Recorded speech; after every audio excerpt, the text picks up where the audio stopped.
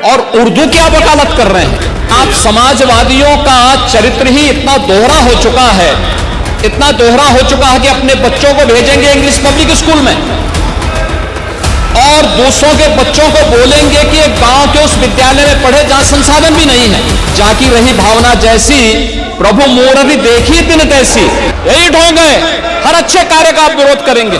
अपने बच्चों को ये लोग पढ़ाएंगे इंग्लिश स्कूलों में और दूसरे के बच्चे के लिए अगर वो सुविधा सरकार देना चाहती है तो कहते नहीं उर्दू पढ़ाओ इसको, यानी उसको मौलवी बनाना चाहते हैं, कठपुल्ला पर की ओर देश को ले जाना चाहते हैं। बजट सत्र के पहले दिन ही मुख्यमंत्री योगी आदित्यनाथ समाजवादी पार्टी पर लगातार हमलावर हो गए। तीखी जबान में बोला कि समाजवादी पार्टी देश को कठमुल्लापन की ओर ले जाना चाहती है। ये चाहते हैं कि इनके बच्चे अंग्रेजी मीडियम में पढ़ें और आम जन के बच्चे उर्दू पढ़े, वो मौलवी बने। नमस्कार, आप देख रहे हैं डीएनपी इंडिया, मेरा नाम है स्नेहा तिवारी। बजट सत्र के पहले दिन ही मुख्यमंत्री योगी आदित्यनाथ को गुस्सा आ गया। उन्होंने सदन में बोला कि समाजवादी पार्टी चाहती है कि देश को कठमुल्लापन की ओर ले जाया जाए। ये अपने बच्चों को तो अंग्रेजी मीडियम में पढ़ाते हैं, लेकिन आम जन के बच्चों को कहते हैं कि तुम उर्दू पढ़ो, तुम मौलवी बनो। सुनिए मुख्यमंत्री योगी आदित्यनाथ ने क्या कुछ कहा। और उर्दू क्या वकालत कर रहे हैं आप। समाजवादियों का चरित्र ही इतना दोहरा हो चुका है, इतना दोहरा हो चुका है कि अपने बच्चों को भेजेंगे इंग्लिश पब्लिक स्कूल में और दूसरों के बच्चों को बोलेंगे कि एक गांव के उस विद्यालय में पढ़े जहां संसाधन भी नहीं है। जाकी रही भावना जैसी प्रभु मूर्ति देखी दिन तैसी। यही ढोंग है, हर अच्छे कार्य का आप विरोध करेंगे। अपने बच्चों को ये लोग पढ़ाएंगे इंग्लिश स्कूलों में और दूसरे के बच्चे के लिए अगर वो सुविधा सरकार देना चाहती है तो कहते नहीं उर्दू पढ़ाओ इसको, यानी उसको मौलवी बनाना चाहते हैं, कठपुल्ला पर की ओर देश को ले जाना चाहते हैं। मुख्यमंत्री योगी आदित्यनाथ का ये भाषण फिलहाल काफी वायरल हो रहा है। दरअसल माता प्रसाद पांडे जो कि नेता प्रतिपक्ष हैं, उन्होंने फ्लोर लैंग्वेज को अंग्रेजी से बदलकर उर्दू किए जाने की मांग की, जिसके बाद से मुख्यमंत्री योगी आदित्यनाथ का गुस्सा भड़क गया और उन्होंने कहा कि ये चाहते हैं कि आम जन के बच्चे उर्दू पढ़ें और देश को कठमुल्लापन की ओर ले जाएं। ये भी कहा कि ये चाहते हैं कि आम जन के बच्चे मौलवी बने। दरअसल इतना गुस्सा इस वजह से आया क्योंकि मुख्यमंत्री योगी आदित्यनाथ का कहना है कि जरूरी नहीं है कि सबको सभी भाषा आए। यहाँ तक कि उनका कहना है कि सदन में बैठे अंतिम पंक्ति में भी जो व्यक्ति जिस भाषा में समर्थ हो वो उस भाषा में अपनी आवाज मुखरता से उठा सकता है, चाहे वो अवधी बोले, चाहे वो बुंदेलखंडी बोले, चाहे वो भोजपुरी ही क्यों ना बोले। हम ऐसा काम करना चाहते हैं। हम अलग अलग जो भाषा है, जो हिंदी की बेटियां हैं, हम उनको आगे बढ़ाना चाहते हैं, लेकिन समाजवादी पार्टी हर अच्छे काम का विरोध करती रहती है, हर अच्छे काम में अपनी टांग अड़ाती रहती है, हर अच्छे काम का विरोध करके उस काम को नाकाम करने की कोशिश करती है। दरअसल ऐसा पहली बार नहीं हुआ है जब इस तरीके से सदन की कार्यवाही में खलल करने की बात आए। जब आनंदीबेन पटेल ने संयुक्त रूप से दोनों सदनों को संबोधित किया, उसके बाद भी देखा जा रहा था कि किस तरीके से समाजवादी पार्टी के नेता लगातार कोई विरोध प्रदर्शन कर रहा था, तो कोई साइकिल से कलश लेकर पहुंच गया सदन, तो कोई ये कह रहा था कि हम अपने प्रश्नों को उठाएंगे, हम सवाल करेंगे।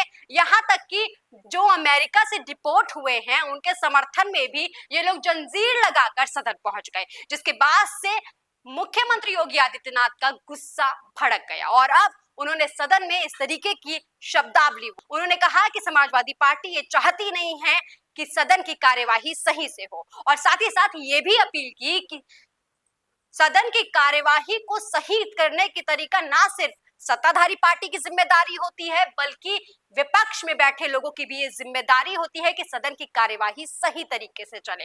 लेकिन ये लोग हर अच्छे काम का विरोध करते रहते हैं, हर अच्छे काम में अपनी टांग घुसाते रहते हैं। और इसके साथ ही जिस तरीके से उन्होंने समाजवादी पार्टी के नेता माता प्रसाद पांडे पर हमलावर हुए, वो भी सुनिए। अंतिम पायदान पर बैठे हुए व्यक्ति की आवाज को भी इस सदन में मुखरता मिले, इसके लिए अगर किसी को हिंदी में वह धारा प्रवाह नहीं बोल सकता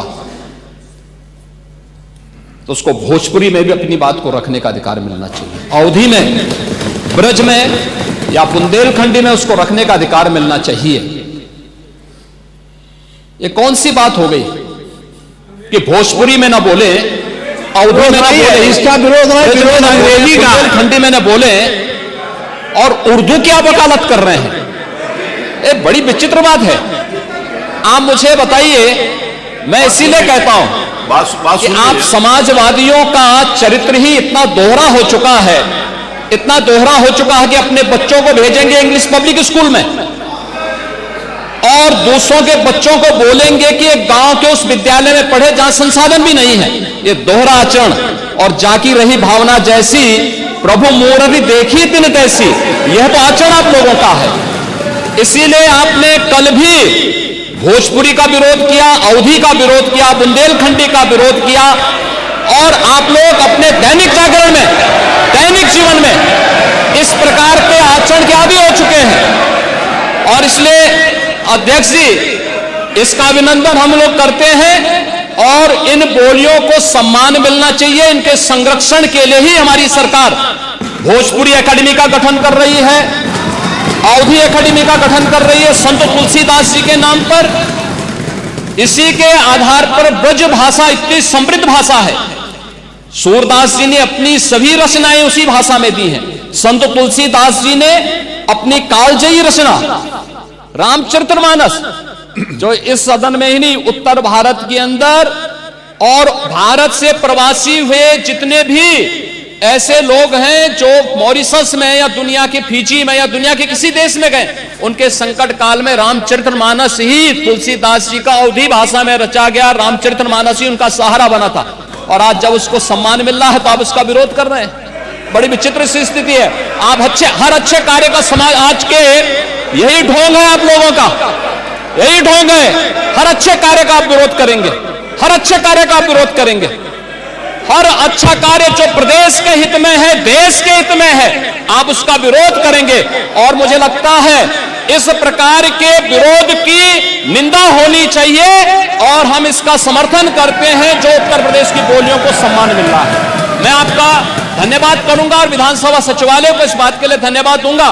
कल हम लोगों ने यहां पे इसका शुभारंभ किया, समाजवादी पार्टी ने उसका विरोध किया है और मुझे लगता है कि प्रोसीडिंग का हिस्सा होना चाहिए। इनको समाज के सामने एक्सपोज करना चाहिए। अपने बच्चों को ये लोग पढ़ाएंगे इंग्लिश स्कूलों में और दूसरे के बच्चे के लिए अगर वो सुविधा सरकार देना चाहते हो, कहते नहीं उर्दू पढ़ाओ इसको, यानी उसको मौलवी बनाना चाहते हैं, कठपुल्ला पर की ओर देश को ले जाना चाहते हैं। ये नहीं चल सकता है।